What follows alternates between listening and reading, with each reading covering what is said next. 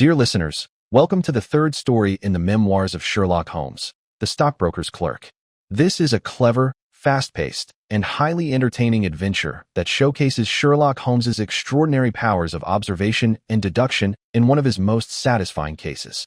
It is a tale of ambition, deception, mistaken identity, and a daring criminal plot set against the busy financial heart of London and the industrial streets of Birmingham.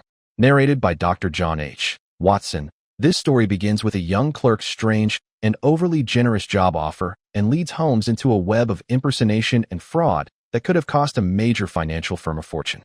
From the quiet comfort of the sitting room at 221B, Baker Street to the noisy streets of the city and a suspicious office in Birmingham, every curious detail, every small clue, every moment of suspicion, every gold tooth, and every brilliant deduction will be brought to life here in rich, vivid, and extended detail. So sit back, relax, and let us journey into this delightful mystery. The game is afoot. Opening scene. A visit to Baker Street. It was a warm and pleasant morning in the summer of 1893. The sun shone brightly through the windows of 221B, Baker Street, filling the sitting room with golden light. I, Dr. John H. Watson, had just finished my breakfast and decided to drop in on my old friend Sherlock Holmes. I found Holmes lounging in his favorite armchair, his long legs stretched out, smoking his pipe, and surrounded by a pile of newspapers. He appeared to be in one of his restless moods, but his sharp gray eyes lit up when he saw me. We had barely exchanged greetings when the front door bell rang sharply downstairs. A few moments later, Mrs. Hudson ushered in a young gentleman. He was tall, well-built, around 27 years old, with a fresh, open face, bright, intelligent eyes, and an air of energy and determination. However, there was also a clear look of deep puzzlement and unease on his features. He introduced himself as Mr. Hall Pycroft. With visible emotion and a slight nervousness in his voice, Mr. Pycroft began to tell us his strange story. He had recently secured a good position as a clerk with the well-known stockbroking firm Mawson and Williams in Lombard Street, one of the most respected houses in the city of London. He was supposed to start work very soon. However, just as he was preparing to join them, he received a most extraordinary job offer from a company called the Franco-Midland Hardware Company, Limited, with offices in Birmingham. The offer was astonishingly generous, a much higher salary than Mawson and Williams, along with the promise of rapid promotion and excellent prospects.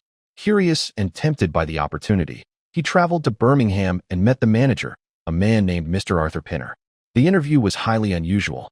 Mr. Pinner seemed overly eager, asked many personal questions about Pycroft's previous work experience, and then offered him the position immediately without any proper interview. He even asked Pycroft to write a formal letter of acceptance on the spot. What puzzled and disturbed Mr. Pycroft most was that when he returned to London, he discovered that Mawson and Williams was desperately trying to contact him, as if something urgent had happened. He began to suspect that he was being drawn into some kind of fraud or criminal scheme. Feeling increasingly uneasy, he had come straight to Sherlock Holmes for advice and help. Holmes shows immediate interest. Holmes listened with growing fascination, his eyes gleaming with intellectual excitement. He asked Mr. Pycroft a long series of sharp, precise questions: the exact appearance and manner of Mr. Arthur Pinner, the location and condition of the office in Birmingham, the nature of the work he was supposed to do, the wording of the offer letter, and every small detail he could remember. After Pycroft left, Holmes turned to me with a sparkle in his eyes. "This is a most curious and promising little problem, Watson," he said. "There are several very singular points about it that I find extremely interesting. I think we shall find it well worth our while to investigate further." The investigation begins. Journey to Birmingham. The very next morning, Holmes and I took the early train to Birmingham. The city was noisy and bustling with industrial activity. We found the address given by Mr. Pinner, a large but mostly empty office building in a quiet street. The only occupied room was a small, poorly furnished office on the first floor. There we met Mr. Arthur Pinner, a short, dark-haired man with a nervous manner and a forced smile. Holmes, pretending to be a job applicant named Mr. Harris, engaged him in conversation. During the talk, Holmes noticed something remarkable. Although the man introduced himself as Arthur Pinner, he had a prominent gold tooth on the left side of his mouth, exactly as Hall Pycroft had described. Holmes also observed other small but telling details that made his eyes shine with excitement. After leaving the office, he turned to me and said quietly, "Watson, I believe we are dealing with a case of impersonation. The pieces are beginning to fall into place."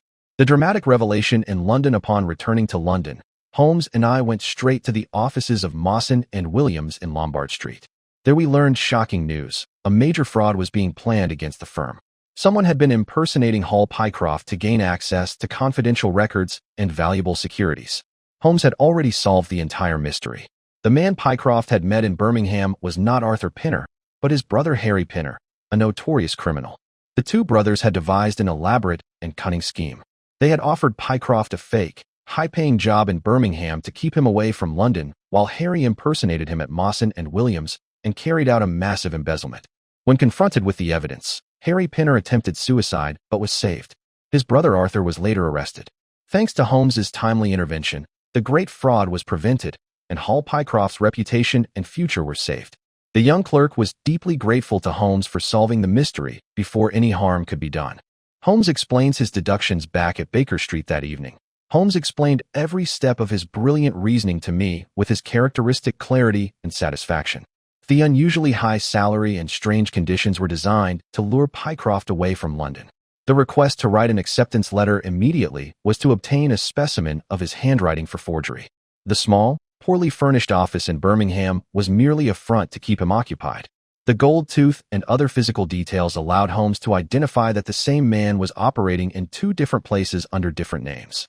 Closing narration. And so, dear listeners, ended the curious and entertaining case of the stockbroker's clerk. A young man's future was saved, a major financial crime was prevented in time, and Sherlock Holmes once again proved that even the cleverest criminal schemes can be unraveled by careful observation and logical thinking. As Holmes often reminded us, it is the smallest details that reveal the greatest truths. Thank you for listening to this detailed audiobook narration of The Stockbroker's Clerk, the third story from the Memoirs of Sherlock Holmes. If you enjoyed it, please like, subscribe, share, and turn on notifications. We will continue with more thrilling adventures of Sherlock Holmes very soon. The game is always afoot.